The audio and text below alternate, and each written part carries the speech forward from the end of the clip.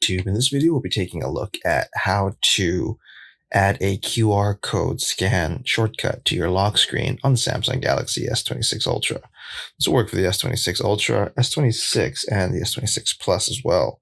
If you like this kind of content or find this kind of content helpful, leave a message down below. Don't forget to subscribe, and thanks for watching. So if you want to add a scan for QR code shortcut on your S26 device, thankfully it's pretty easy to do so. The first thing that you want to do is actually jump into your lock screen settings.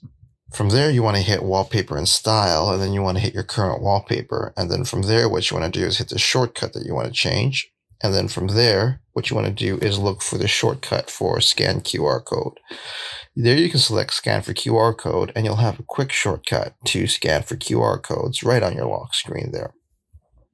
And there you have it, everyone. Just a quick tip on how to add a scan for QR code shortcut on your lock screen on the Samsung Galaxy S26 series of phones. If you like this kind of content or find this kind of content helpful, leave a message down below. Don't forget to subscribe, and thanks for watching.